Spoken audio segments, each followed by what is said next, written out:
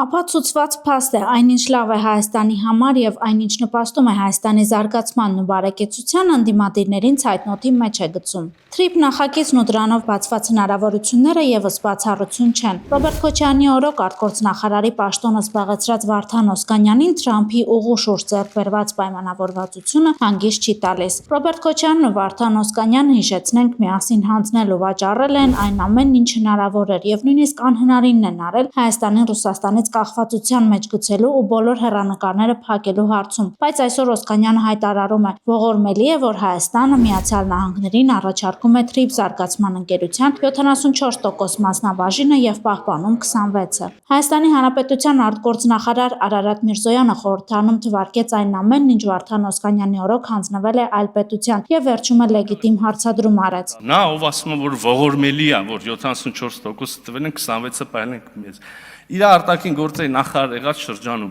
գույք պարտքի դիմացով 5 ձեռնարկություն, ոչ թե 74%-ով, 100%-ով տվել ենք այլ պետության։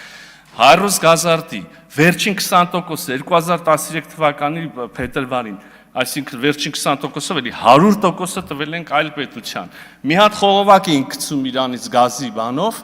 այդ խողովակի կեսը մի տարի տվեցին այլ նույն պետությանը, այն մի կտորն է Քաջարանից չեմ հիշ Սիսյան կարծեմ կտորն էլ այդ էր մնացել Հայաստանի Հանրապետությունը այդտեղ բան ուներ մասնակցություն, էլի տվեցին այդ նույն պետությանը։ Հրազդան ջեկի 5-րդ բլոկը 100%-ով, ոչ թե 74%-ով տվեցին ուրիշ պետության։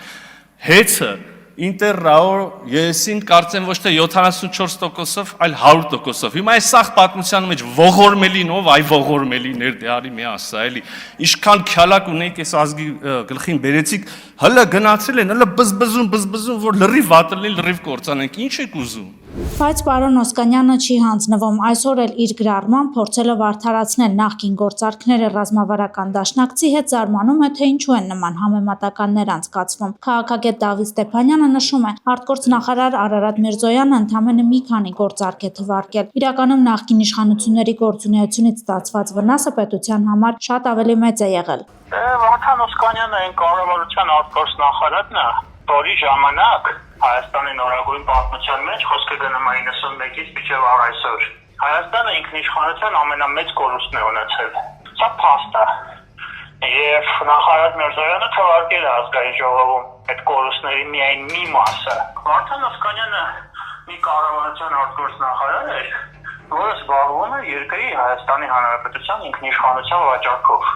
Սա էլ է փաստ։ Իրենք ինքնիշխանությունը դարձրել են վաճառքի առարկա, որովհետև այն բոլոր հիմնարկությունները, այն բոլոր մեր դիրքորոշումները Հայաստանի Հանրապետության իրենց լեգիսլատորայի տարիներին արձանագրում էին Ռուսաստանի շահերի համար, Հայաստանի շահերի համար չէին ծառայում։ Հետևաբար սա եղել է ուղիղ ինքնիշխանության վաճառք։ Ես չեմ կարծում, որ Վարդան Օսկանյանը կամ ինչ-որ մեկը Քոչարյանի կառավարությունից ընդհանրապես իրավունք ունի գնահատական տալ այն գործընթացներին, որոնք տեղի են ունենում այսօր։ Թե ինչու են նախկին իշխանությունները քննադատում Թրիփի գործարքը Ստեփանյանի հասկանալի է, նախընտրական շրջան է, բայց այդ քննադատության տակ որևէ հիմք չկա։ Ստեփանյանը բացատրում է նաև, թե ինչու է համամասնությունը 74 ու 26%։ Ինչու է ավերվում Թրիփի շուրջ շահարկումներին, դա նորմալ է, որովհետև այդ ուժերը, որոնք քննադատում են այդ գործարքը, գնում են սովորական ճանապարհով, գնում են դեպի ընտրություններ եւ իրենց սուրբ պարտք են համարում այդ քննադատությունը հնչեցնել։ Այդ բան, որ այդ քննադատության տակ չկա ոչ մի ռացիոնալ հիմք, որովհետեւ Թրիփը նախ մի պրոյեկտ է, բիզնես պրոյեկտ է, տնտեսական պրոյեկտ է, որտեղ լինել է ներդրումներ եւ ես չեմ կարծում, որ այդ ներդրումների մեծ մասը Հայաստանի Հանրապետությունն է անելու, ամերիկյան բիզնեսն է անելու, եւ բիզնեսը ունի իր կանոնները։ Ցանկացած երկրում, որտեղ արտաքին դերսից գալիս է ներդրող